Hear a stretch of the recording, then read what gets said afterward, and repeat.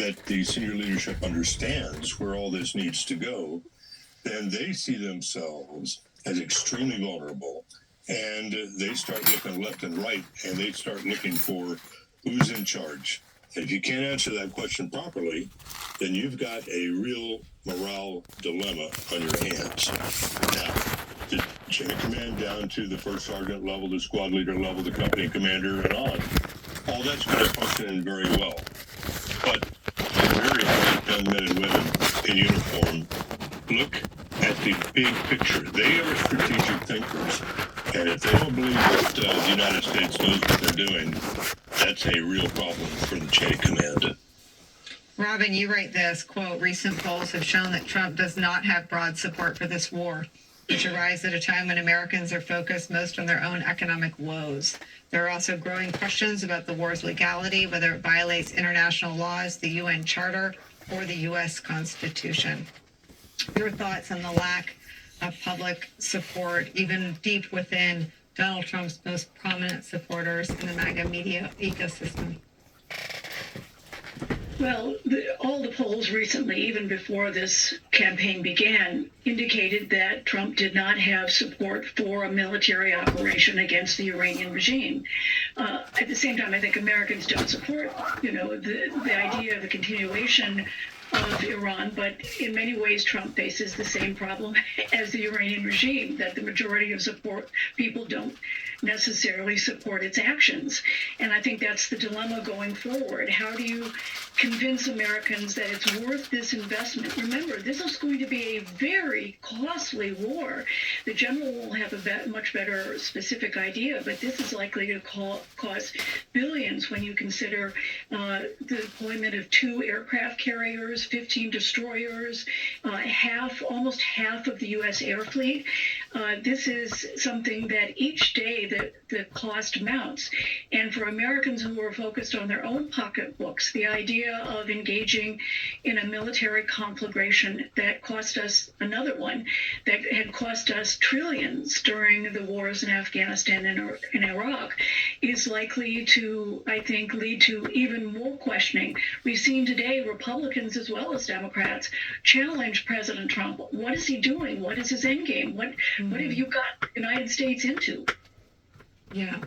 It is striking to see all of the vocal dissent. It is ideological. They have been isolationists from the inception of the MAGA movement and its takeover of the Republican Party and its sidelining of figures like Lindsey Graham and Mitch McConnell.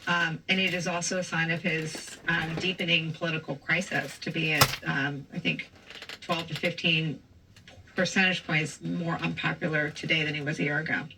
There's one central tenet in the Trump administration while he was campaigning that I think was so pivotal to getting people who were, I would call, independent voters, and certainly people who were disappointed with Joe Biden about Gaza. And I say this really quickly, that it was about the fact that he promised no more wars in the Middle East, right? He was not going to get America involved in anything involved in the Middle East. He was promising to end the war in Gaza, and that was it. And then we're done with the Middle East. And here we are, bombing Yemen, involved in Nigeria, and now engaged in a regime change war in Iran.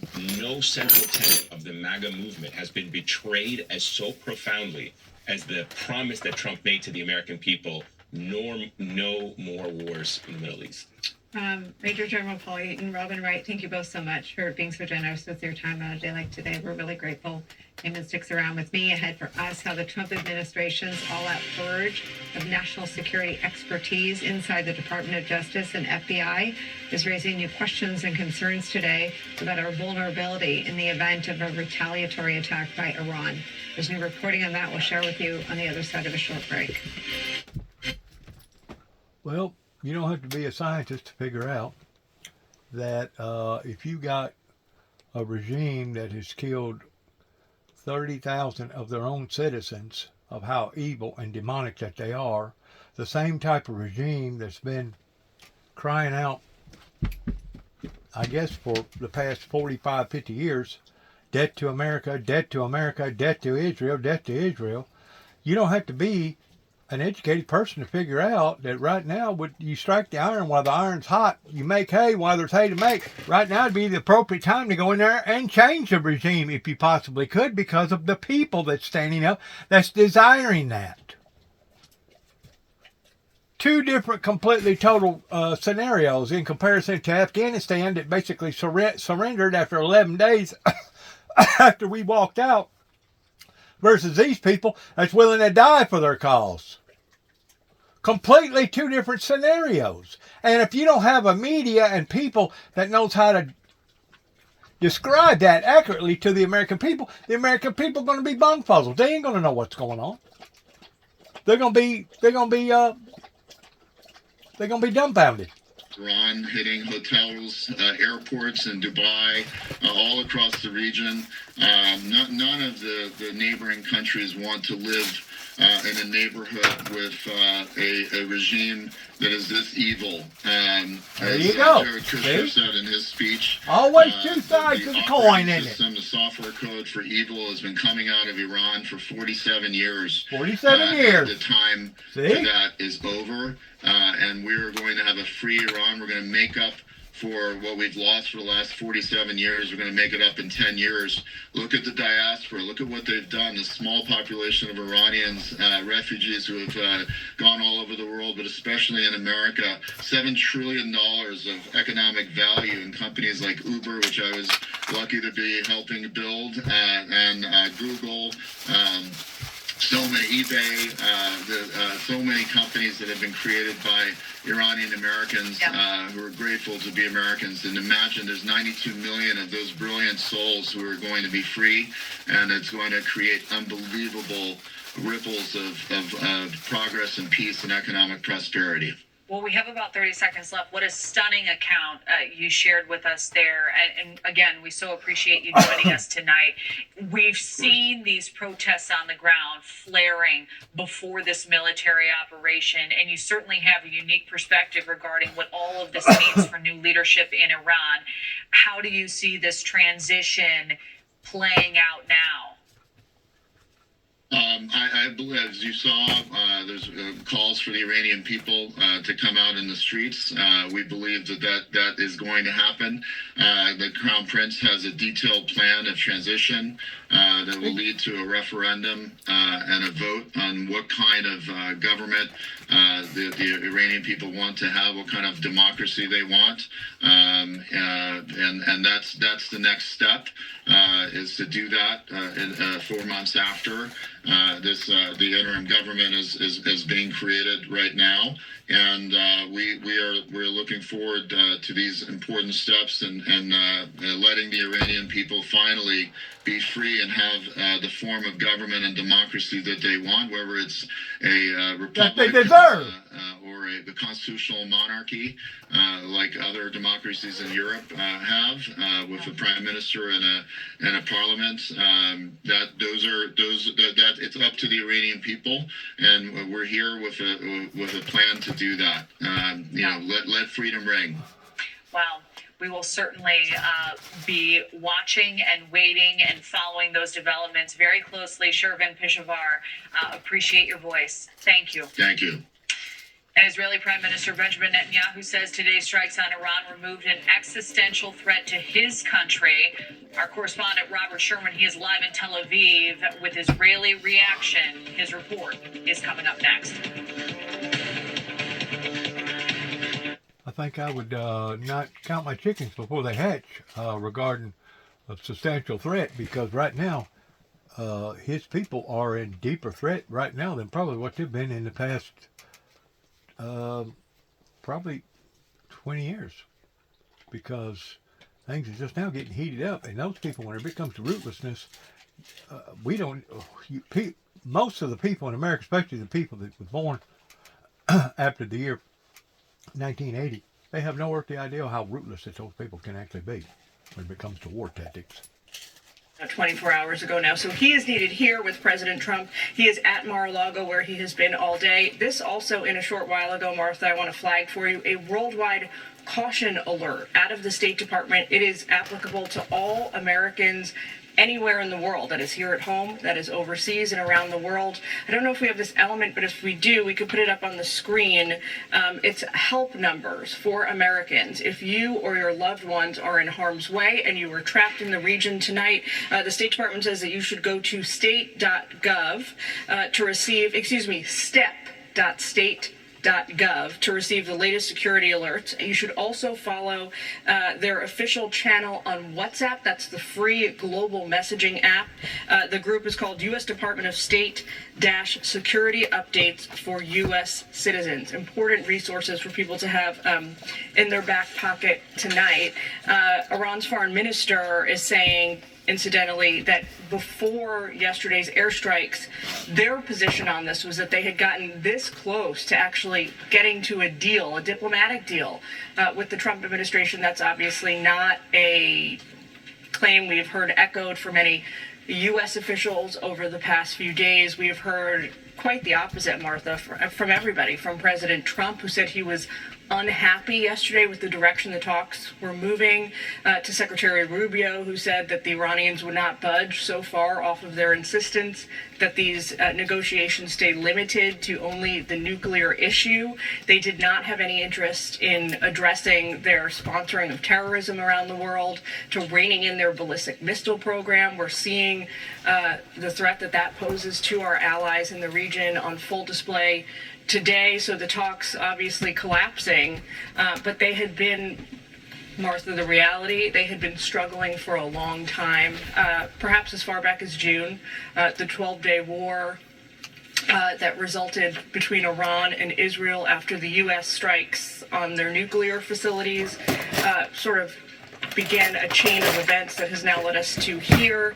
And the Secretary of State is with the President. We expect him to probably return to Washington with him as well. Martha. Yeah. All right, Jillian, thank you very much. Jillian Turner reporting from the State Department. Joining me now, Dana Pittard, retired U.S. Army Major General and author of Hunting the Caliphate, America's War, I should say, on ISIS. Very good to have you with us, sir. Your reaction to this enormous development, really groundbreaking and earth-shaking, I think is fair to say, change in the Middle East. What do you think? Hello, Martha. It's great to be here. Great to have you. Well, what a day. And then listening to the Iranian representative of the UN, the lies coming out and emanating there is really hard to take. Iran has been the single source of instability in the Middle East for the last 47 years. They've attacked their neighbors through proxies, if not directly, whether it's the Houthis in Yemen, whether it's Hamas in Israel, whether it's Hezbollah in Lebanon, the Shia militias, and just other bad actor kind of things that they've done. So today is a good day as far as the attack on Iran. However, there's what's going to happen the next day. Hope is not a plan. We're certainly hoping that the Iranian people will overthrow their government by taking down the senior leadership of Iran. Iran's got a deep bench. They're a nation of 80 to 90 million people. They've got succession plans, I'm sure. However, to be able to overthrow that government, we've got to keep hitting the internal security apparatus there in Iran to give them some help. All right, General Pittard, thank you very much, sir. It's really good to have you with us today. We're going to have to go back to the UN. We understand that Israel is speaking now. General, thank you for weighing in on this very big day. Danny Danon, Israel's representative to the United Nations, is speaking in response and right after the Iranian ambassador. Watch. Were painted on roads so they could be trampled. Our flags were burned in public squares. This is not the anger of a radical fringe. It is state-sanctioned hatred. And while those march bar chants echoed, uranium was enriched, centrifuges span, missiles were built, facilities were buried deep underground. It was never just empty rhetoric. It was preparation for action. But today, alongside our ally, the United States, we act to stop it. Israel stands before you today having acted with the United States to confront and stop an existential threat before it became irreversible. The operation targets nuclear infrastructure, ballistic missile sites, the machinery of repression that fuels terror across our region. We did not act of impulse. We did not act of aggression. We acted out of necessity because the Iranian regime left no reasonable alternative. This joint effort will continue for as long as the threat remains. We thank President Trump and acknowledge the close cooperation between Israel and the US, which has brought the alliance between our countries to an all-time high in peace and in war. Let us be clear about what we are confronting. This regime has built nuclear weapons in blatant disregard of international law and UN resolutions. It has brutally murdered its own citizens and crushed dissent. And it's happened now as we speak in cities in Iran. It has expanded missile arsenals and armed proxies across the region. It has openly declared its intention to erase Israel from the map. Now, as it faces consequences, it is launching missiles and drones across the region, endangering the UAE, where a Pakistani citizen, unfortunately, was killed. Jordan, Kuwait, Bahrain, Qatar, Iraq. As we speak, in the last hour, a rocket targeted the city of Tel Aviv. Civilians, they don't target military bases. Civilians struck a building in Tel Aviv. An innocent woman was killed and 21 people were injured. This is a regime that destabilizes wherever it reaches. It spreads violence outward while crushing freedom at home. It is not reacting, it is expanding. It is a machinery of radicalism that does not recognize borders. Mr. President, diplomacy was exhausted. Iran was required to stop enriching uranium, stop heavy water projects, stop developing nuclear-capable missiles, and allow full inspections. Iran did none of it. Instead, it fortified its nuclear facilities so we cannot get to them, accelerated missile production, and continued to fund terror. Since the last operation in the summer, they spent billions on the proxies. The resolutions were clear. The strategy was just as clear. Delay, delay, delay. But we will not be played. And it's simple what they were planning. They were building the means to corner us, to force an irreversible reality with our backs against the wall. Exactly. That is not a future Israel will accept. Exactly. No responsible nation should. Exactly.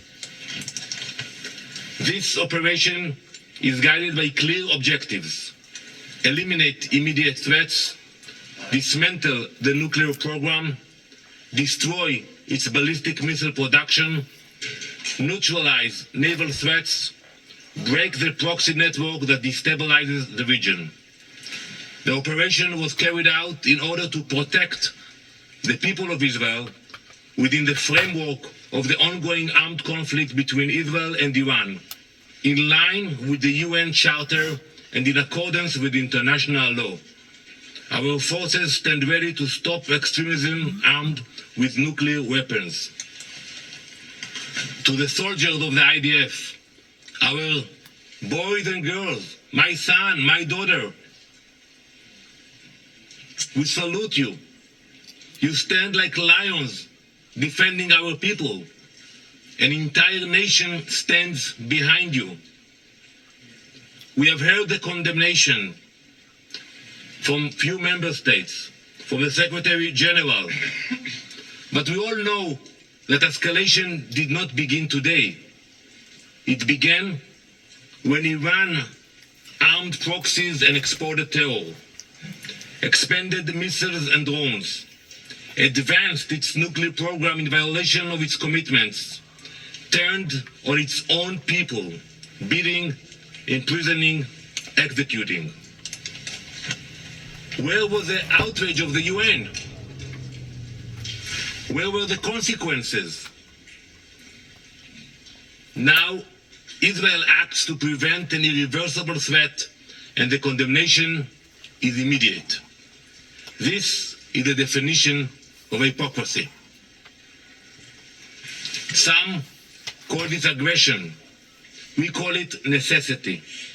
We call it survival.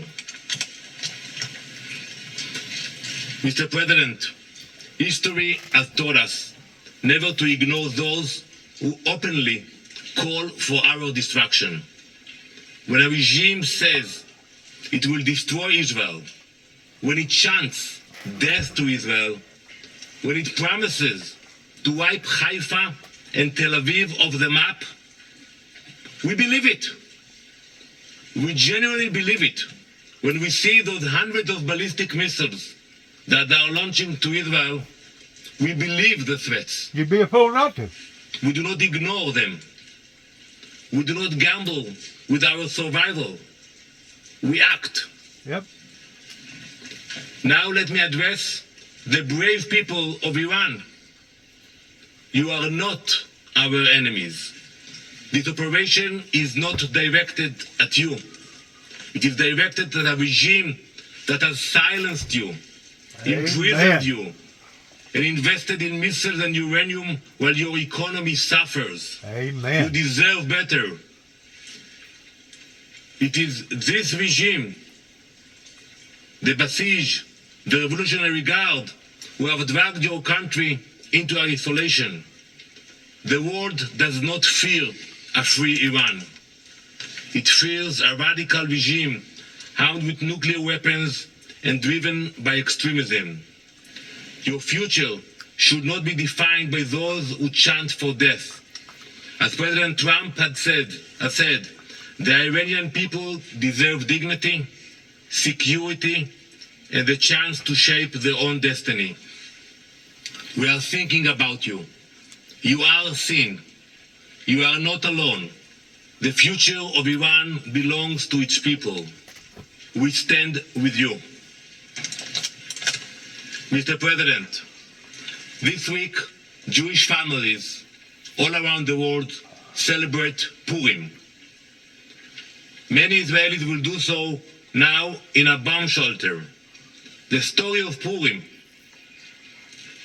happened more than 2,500 years ago, in the same place, in ancient Persia. Yep. An evil minister by the name of Haman sought to wipe out the Jewish people. Yep. And it began. All right, Danny Danon talking about to the United Nations after a rather lengthy speech by the Iranian United Nations representative, talking about what a good neighbor, essentially, Iran has been in the region. Obviously, the Israeli ambassador took great issue with that, and then he ended his comments by making an appeal to the Iranian people, similar to the one that we heard from President Trump, saying, this is your moment, this is your hour of freedom. And obviously, these are hugely consequential days for the people of Iran, who since 1979 have lived under a theocracy, an authoritarian one that has told them what they can wear, what they can speak, what they can do, where they cannot work, whether or not they can drive, and has imprisoned thousands and thousands of people who have sought freedom in Iran. So one of the big questions is what will happen to them, what will happen as the some sort of transitional leadership potentially takes place. There is so much to think about and to watch, but today is a day to remember where you were when you heard heard this news that the Ayatollah is dead and that 40 members of his top leadership of the regime that has wreaked havoc on the Middle East is now gone. We'll see where it goes from here. Our breaking coverage continues as Special Report and Bret Baier join us next and take over. Have a good evening, everybody. Wow.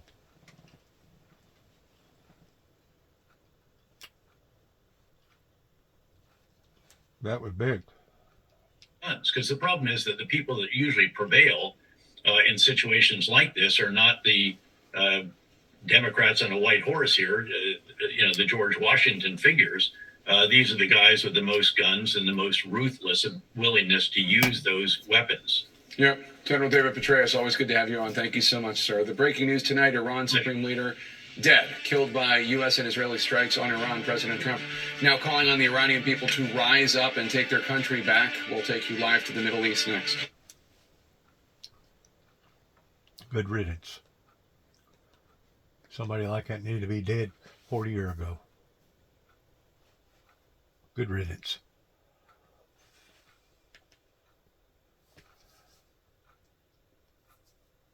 And you know what? I think I'd go a bit further in saying this.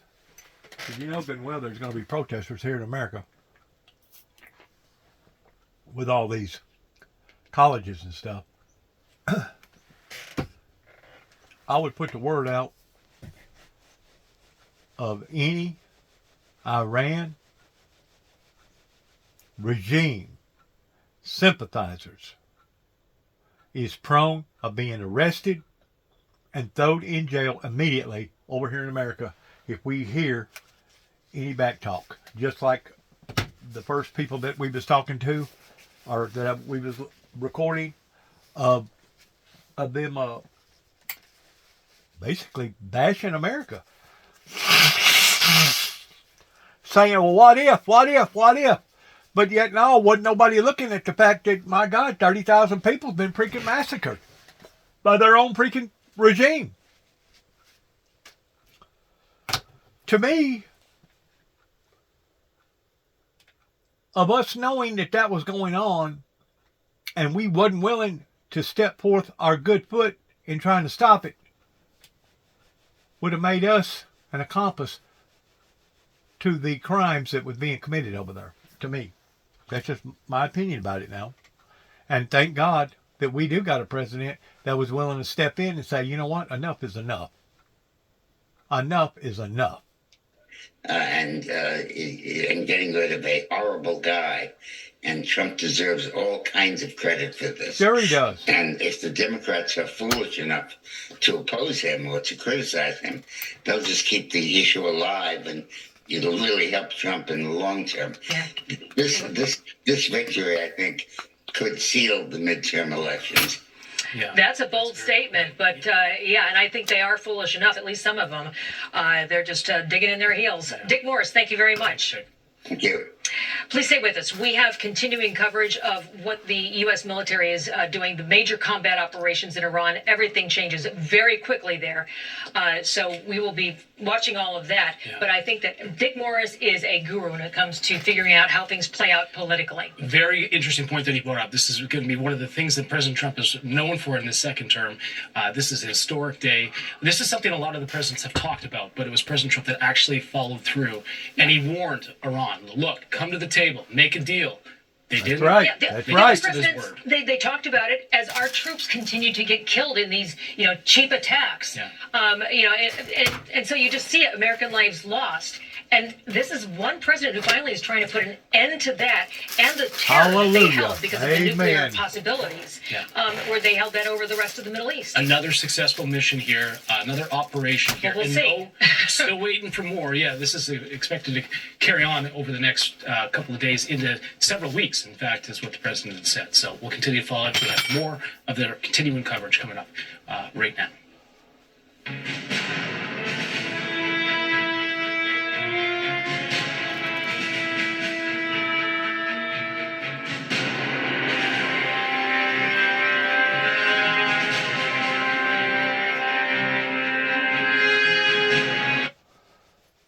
Hamas, Iran, and I can name off probably about a dozen other ones over there as far as I'm concerned, they deserve the same type of fate.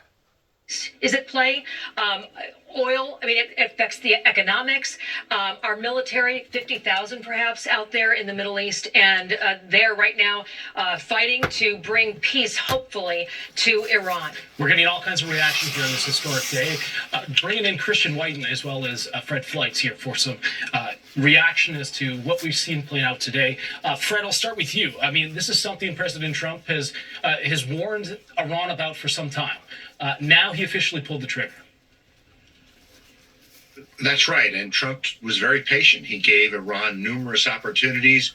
Remember, last year he gave them 60 days before the Israeli and U.S. attacks occurred. There was a ceasefire, which the Israelis did not want. They did not want to stop the fighting last June, but Trump wanted peace. He wanted to give the Iranians an opportunity. After that ceasefire, they started rebuilding their missile and nuclear programs. Trump tried negotiations again. The Iranians again did not cooperate. And we are where we are. And I think we could see an outcome that brings freedom to Iran and stability around the world. Christian, I want to talk to you about what's happening there. We understand that there was kind of a twofold thing. The Israelis went in there and they took care of leadership. That's what they were doing. Apparently, they had some kind of organization on the ground that figured out where Khamenei and the senior leadership were and took them out while the United States has been focusing on the missile and nuclear facilities. What do they need to be doing now? Do the Israelis stay there? What's kind of the next step? Well, this is what's great about the Israelis, is that they are there. They have an excellent human intelligence gathering operation, probably the best in the world, certainly the best in the world inside Iran. And there are some early reports, again, fog of war, but early reports that this mission was actually expedited because the Israelis... They have to be, because of their survival. They have to be. One small area with enough munitions, you were going to get him. They did, and now the Ayatollah is as dead as Julius Caesar. But I think, you keep going with this. Trump has really sort of launched, it's daring, but I think it's appropriate, a new hybrid form of warfare. Maybe it's not entirely new, but, gone is sort of the Colin Powell Pottering Barn rule that if you break it, you own it. In fact, we are going to go break a lot of things, but instead of invading and attempting to do nation building, that we are relying on the Iranian people to do. Maybe they succeed. Between what the regime was doing to others, pertaining to what the regime was doing to their own people, pertaining to what the regime was doing in making nuclear bombs all over again, or trying to make nuclear bombs all over again, the cause was righteous. It was a righteous cause that the American and the Israelite people, the Jewish people contested in, pertaining to trying to end this ongoing threat every day. On the internet, we're seeing signs of massive crowds of Iranians celebrating the death of Khomeini and the American attacks. If that leads to massive demonstrations, this regime could fall fast. Well, we will certainly be watching for that. And of course, the president had called for that. He said, we're coming. And now you need to get out there in the streets and do what it takes. Here is what the president had to say to the rest of the world. A short time ago, the United States military began major combat operations in Iran. Our objective is to defend the American people by eliminating imminent threats from the Iranian regime, a vicious group of very hard, terrible people. Its menacing activities directly endanger the United States, our troops, our bases overseas, and our allies throughout the world.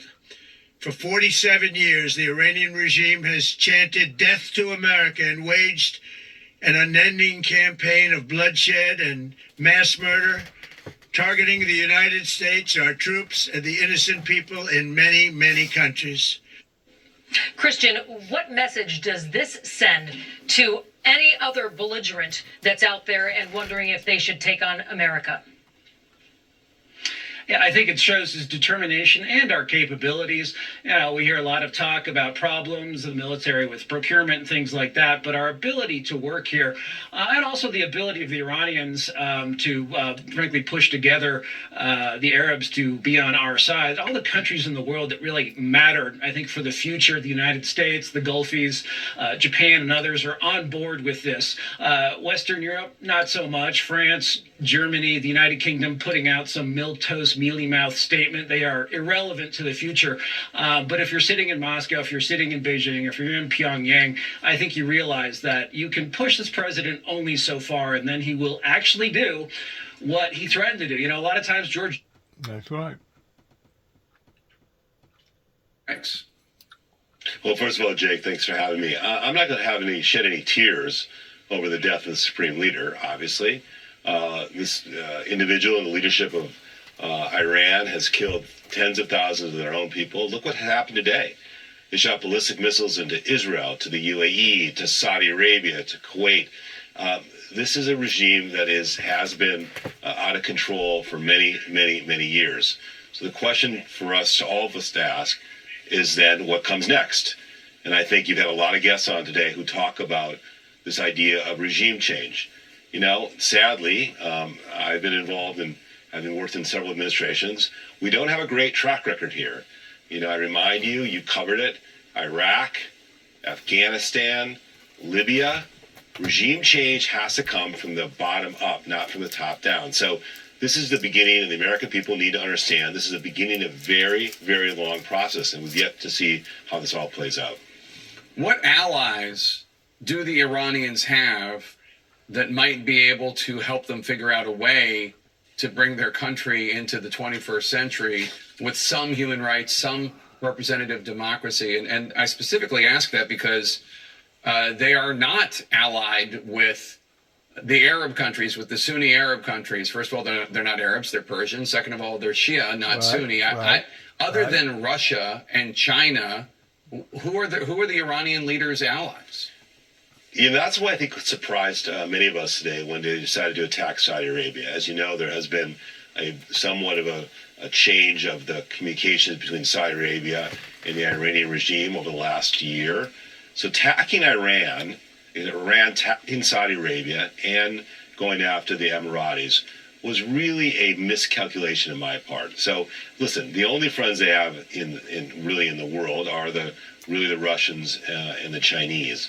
And I'm not sure either one of those countries want to get involved in this. So right now, the Iranians are going to have to figure out, the people of Iran have got to figure out, is this the opportunity to have a new leadership? But it has to come from the ground up. And it's not going to come from the top down, because as you know, look what we've done. I was certainly involved in what happened in Libya.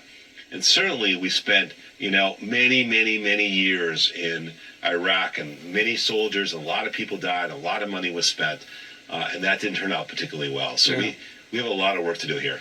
There's some new sound I want to play for you. This is from U.S. Ambassador to the United Nations, Mike Walls. He was defending the strikes at the UN Security Council. Take a listen. The international community has long affirmed a simple and necessary principle. Iran cannot have a nuclear weapon. That principle is not a matter of politics. It's a matter of global security. And to that end, the United States is taking lawful actions. This is the first U.S. official we've heard responding to these strikes. And rightfully so. And rightfully so. These people are barbarics over there.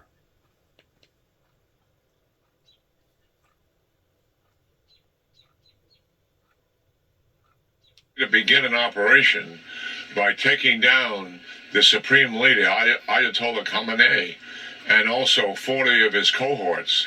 Listen, the Israelis have started something here that's new to warfare. Warfare is fundamentally a test of wills. And you attempt using force to break your opponent's will. And the sooner you can do it, the better you do it, the better it is. And this is the third time they've done this. They did it with Hezbollah, decapitating their leaders. Hezbollah never recovered from that. Even though they have thousands of missiles, they never fired one of them in support of Iran during Israel's 12-day war against the Iranians. When I asked the general, why haven't they used those missiles, an Israeli general, he said, sir, we have broken their will. And that's the reality. And here we're repeating it again. During the 12-day war, remember, they took down the senior military leaders and the nuclear scientists.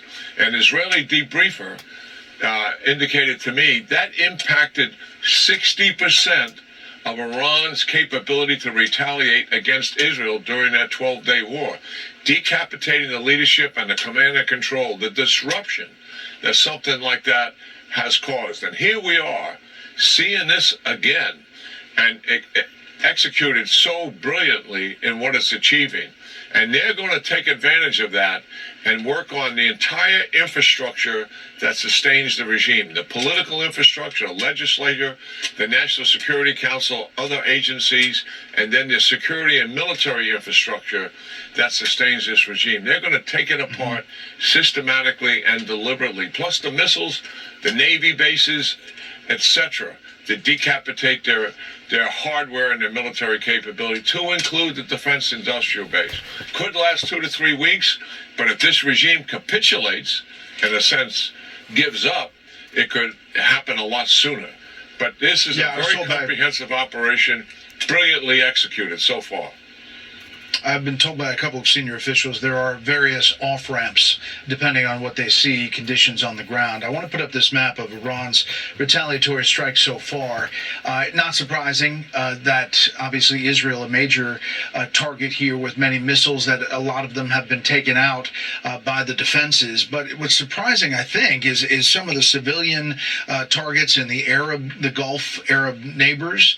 And we'll put up some video of some of these strikes, but the Ministry of Defense from the UAE out of Abu Dhabi announced that since the onset of this attack, the Air Force and Air Defense Forces in UAE have engaged and destroyed 137 ballistic missiles, 209 drones, shot towards UAE. A few of them hit civilian targets. There was the hotel and the Fairmont Hotel, Palm, and others. Bahrain, also another attack there. And what do you think is the strategy there, General? It seems like it has stiffened the spine of those Gulf Arab allies, and they're actually getting the GCC together to say, almost if you attack one of us, you're taught to attack all of us, almost like a NATO charter.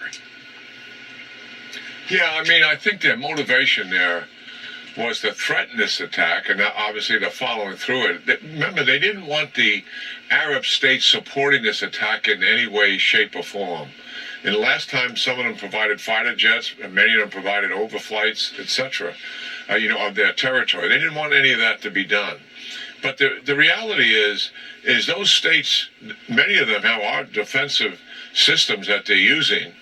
And you're absolutely right. I mean, publicly, they were against any operation taking place against the Iranians. Why? Because they were trying to forestall an attack. Privately, they were all in. And I've always been frustrated by that, to be frank. I mean, I think they should speak the truth and stand up for their principles of what's going on here. Yeah, publicly and privately say the same thing. But yes, you put your finger on something that's critical here. They are coming together, and believe me, if Iran gets off the board as the evil influence that Abraham, of course, are likely going to kick back in with Saudi leading the pack on this as one of the enduring outcomes of what's in front of us. I mean, it could change the region dramatically. Obviously, it needs to be changed. Stages of this, and a lot can happen. General, just talk for a second about them people got a taste of power whenever we decided to let go of the authorization to be able to run them oil wells over there, of teaching them the necessity of the world, and now the very things that we taught them, they have basically backfired on us and used it against us. Now, if that's not evil, I don't know what is.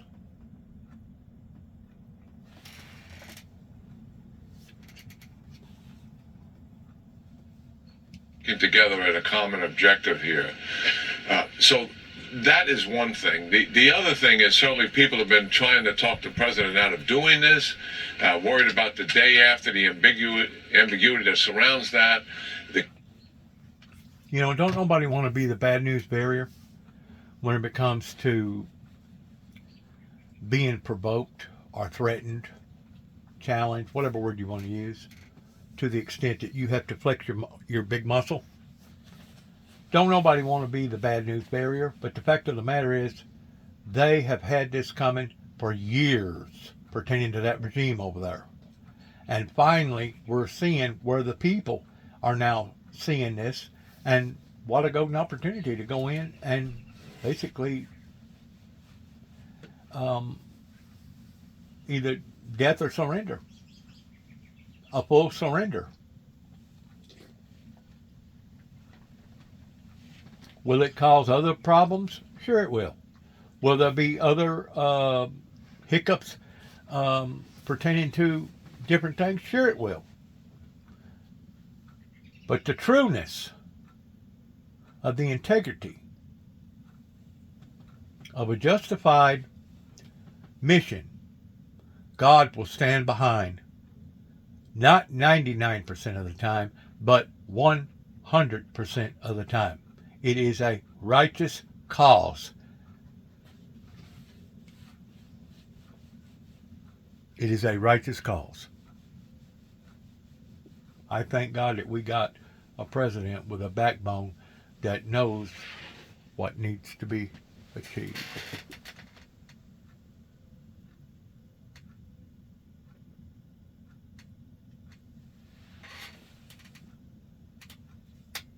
Said it, Brett. This is going to open the door to stability and peace in the region that none of us could have seen, and none of the previous 7 presidents were ever willing to confront Iran in any consequential manner whatsoever that put their survival at risk. And this president has made that decision, and we're knocking on the doorstep of an enduring peace in the region as a result of it. Amen. Well, I hope it is as you project. And naturally, it won't be at first.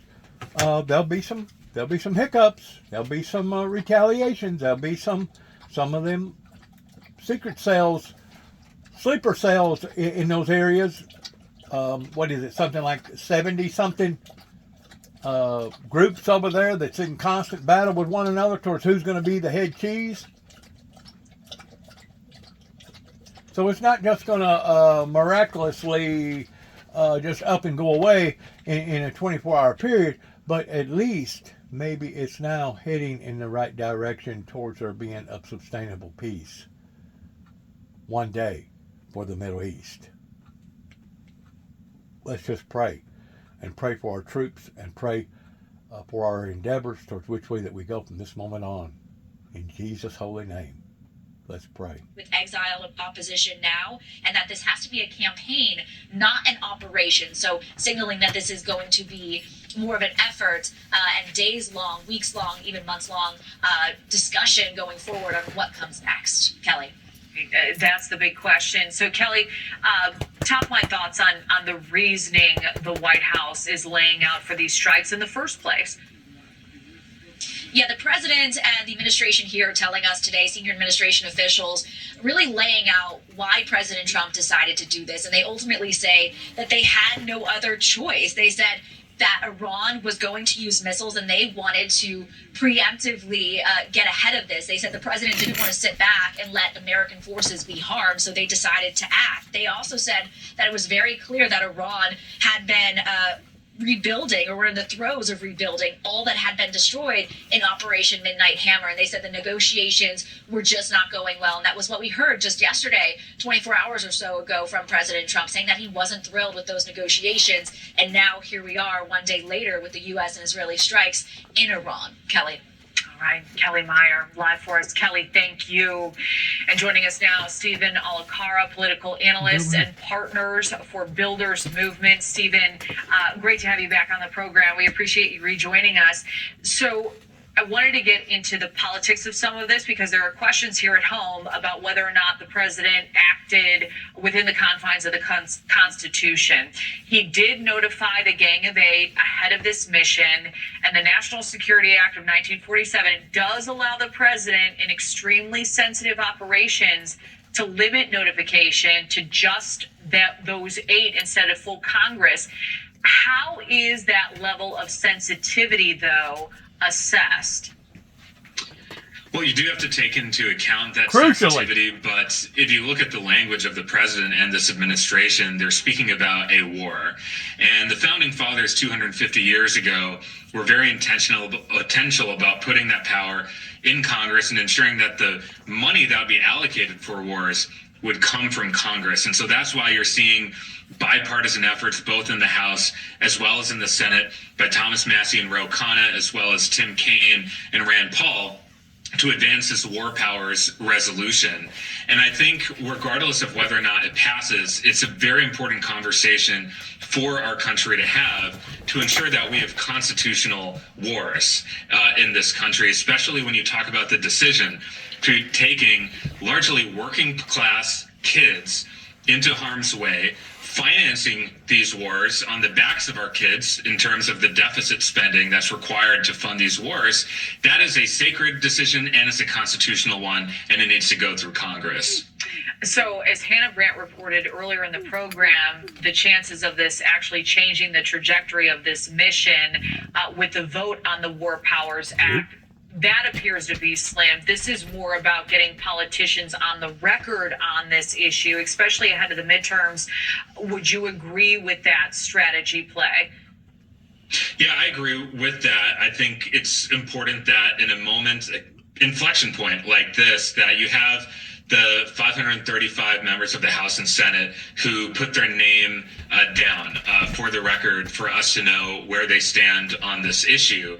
And I think that then becomes an important conversation when these members of Congress go to their home districts. They go to high school gymnasiums, they're going to Rotary clubs, they're going to community centers, and they have to be held accountable by their voters and hear from their voters. That's why the system was constructed in this way. And I do think at least getting members of Congress on the record is very important right now.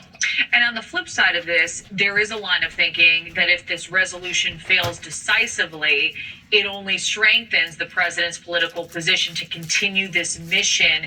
Do you see that as a potential pitfall, a political risk here? You could see it as a risk. I mean, in any situation, politically or militarily, the president will declare victory. So it's not so much about that. It's more about these members of Congress who, especially in swing districts, are going to have to answer for these decisions, answer for these votes. And I think regardless of how the vote turns out, I just think this is such a sacred decision that needs to be put on the record. I think it goes beyond that. I think it goes beyond treason of those that want to get on national TV and degrade and down our great nation, one of the greatest nations in the world, especially right here at our 250-year anniversary. Those that want to just bash and degrade pertain to what our fundamental values really are, pertaining to free and fair elections and open democracy. As I've said before, communism is dead. The time has come for Satan and Satan's followers to surrender. And if they're not willing to do it voluntarily, then they'll be forced to do it involuntarily. Because Christ said that every knee would bow and every tongue would profess that Christ is and was and still is sitting on the right hand of the Father, making intercession prayer for all of us. Free my people. Free my people was the message then, and free my people is the message today that basically instructed Moses to go and tell the Pharaohs to free my people. There's no need for them to have to be treated and disrespected this way. And that's that way with China, it's that way with Russia, and it's that way with any other country out there that wants to dictate and rule their people like a bunch of herd of cows or like a bunch of animals. Stephen Alacara, always great to get your take. Thank you so much. Thanks for having me, Kelly. Is it a bad thing that we had to take out an evil person? You know, anytime life is snatched or taken, we know that morally speaking, we know that is a bad thing. But whenever you weigh out the odds pertaining to the risk involved, was it acceptable risks in letting this guy do what he was doing over there in that regime? Or had it already reached a level that it was no longer acceptable risks? And that's whenever somebody made a grand, great decision up in the White House. And as far as I'm concerned, they done the right thing. They done the predominant right thing. God bless America. God bless our troops. God bless our endeavors. And may God have mercy on all of us. And shalom.